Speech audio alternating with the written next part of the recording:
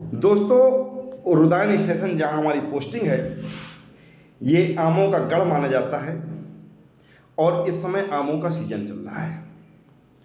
कल हमारे एक मित्र ने अपने बगीचे में आम खाने के लिए इनवाइट किया था। हमने भी 8 से 16 की ड्यूटी ख़त्म की और गाड़ी लेकर सब परिवार उसके बगीचे में आम खाने पहुंच गए। वहाँ हमारे मित्र और उसके परिवार के अलावा उसके गांव के और आसपास गांव के कुछ लोग और मौजूद थे। उन कुछ और लोगों में एक पंडित जी भी थे जो बालेश्वर धाम के अनुयायी थे। देखिए, आप बालेश्वर धाम के अनुयायी हैं या पटियाली बाबा के अनुयायी, किसके नाम है कोई मतलब नहीं। इससे आपकी श्रद्धा है, आपकी आस्था, आप कैसे मानते क्या मानते हैं, हमें कोई मतलब नहीं है। प्रॉब्लम वहाँ खड़ी होती है जब वो अपनी आस्था, अपनी श्रद्धा और अपनी विद्वता हम पर थोपने लगते हैं। पंडित जी कोई चर्चा कर रहे थे। चर्चा क्या, असल में जो बालेश्वर धाम के पीठाधीश हैं आदरणीय श्री धीरेन्द्रनाथ शास्त्री जी, वो प्रॉपर कथावाचक हैं और उनकी वाचित कथा का कथावाचन ये पंडित जी हमसे कर रहे थे। कथा का सब्जेक्ट था कि सीता स्वयंवर में जो धनुष प्रयोग किया गया था उसे भगवान श्री राम के अलावा कोई राजा तिल भर भी नहीं ला पाया था। यहाँ तक कि सारे राजा मिलकर भी उस धनुष को तिल भर भी नहीं ला पाए थे। क्यों? तो हमने कहा पता नहीं भाई, तो ताज्जुब की बात है। तो उन्होंने कहा सर आप एक बार जाइए बालेश्वर धाम। तो हमने कहा क्यों, हम क्या करेंगे जाकर वहाँ? हमें कोई कमी है ही नहीं भाई। हमें दांत खास खुजली हो तो इलाज करवाने जाएं वहाँ पर, और हमें हेलीकॉप्टर की चाह हो तो हम वहाँ पर जाएं, होगी भी तो वो दिलवा नहीं देंगे, हमें गारंटी से मालूम है। बोले आप मानते नहीं, आप जाइए। तो हमने कहा देखो, शिक्षक हूँ सिगरे जग को तू ताही को। हमने कहा चलो कोई बात नहीं, ये बताओ कि महाराज जी ने क्या करना बताया कि इतने सारे राजा मिलकर भी उस धनुष को तिल भर भी नहीं ला पाए। तो उनका देखिए, महाराज जनक ने अपनी बेटी की सीता के स्वयंवर के लिए दुनिया भर के राजाओं को निमंत्रण दिया था, लेकिन रावण को निमंत्रण नहीं दिया था। मेघनाद ने इसे अपने खानदान का अपमान समझा। अब चूंकि मेघनाद इतना शक्तिशाली था, उसने 6 चक्र अपनी कुंडली चढ़ा ली थी।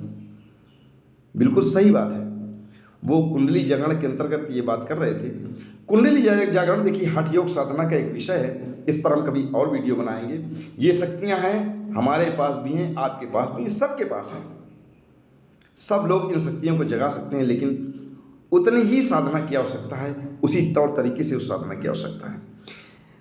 कुंडली होती है, हर मनुष्य के पास की कुंडली होती है, और कुंडली जागरण में लोग कुंडली को एक एक चक्र करके ऊपर चढ़ाते हैं। 7 चक्र होते हैं, ये सप्तम चक्र होता है, मगचक्र बोलते हैं इसको। जब मगचक्र में कुंडली पहुंच जाती है तो व्यक्ति अमर और अजर हो जाता है। लेकिन बहुत कठिन साधना होती है, एक एक चक्र को चढ़ाना बहुत कठिन साधना होती है। मेघनाथ ने इतनी कठिन साधनाएं की थी कि वो 6 चक्र अपनी कुंडली चढ़ा चुका था। यानी उसमें सिर्फ अजरता और अमरता को छोड़कर दुनिया की सारी शक्तियां थी, और उन्हीं शक्तियों को प्रयोग करके मेघनाद ने अपने आप को अदृश्य बना लिया और अपने शरीर का भार बृहत बढ़ाकर, बहुत भयानक बढ़ाकर उस धनुष में सवार हो गया। भार इतना ज़्यादा था कि उस धनुष को कोई तिल भर भी नहीं ला पाया, और चूंकि मेघनाद अदृश्य होकर बैठा था इसलिए मेघनाद को कोई देख भी नहीं पाया। लेकिन मेघनाद को विश्वामित्र ने देख लिया था, इसीलिए उन्होंने राम को अनुमति नहीं दी, इजाज़त नहीं दी। वो जानते थे कि राम तो क्या, राम के बाप भी इस समय धनुष को हिला नहीं सकते हैं।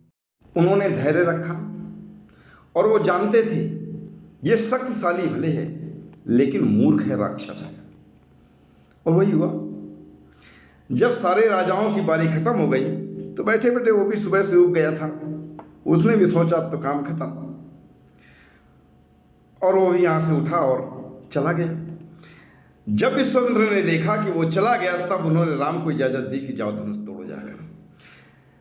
उस समय राम गए और धनुष को तोड़ दिया, लेकिन उस समय अगर कोई भी जाता आसानी से तोड़ सकता था। ये बात पंडित जी ने बताई। अब हमने उनसे पंडित जी से कहा, पंडित जी एक बात बताइए कि एक एक राजा ने धनुष उठाने की कोशिश की, धनुष तिल भर भी नहीं हिली, हमने मान लिया, लेकिन ये सारे राजा एक साथ मिलकर कोशिश कर रहे थे, इसका क्या लॉजिक था? क्या सीता सबसे विवाह करती फिर उस समय अगर सबने मिलकर धनुष तोड़ दिया होता तो भाई सीता तो किसी एक से ही विवाह कर सकती थी ना, लेकिन सबको मिलकर उठाकर धनुष को तोड़ने का क्या लॉजिक था। अब पंडित जी कटार ऐसा लटक गए।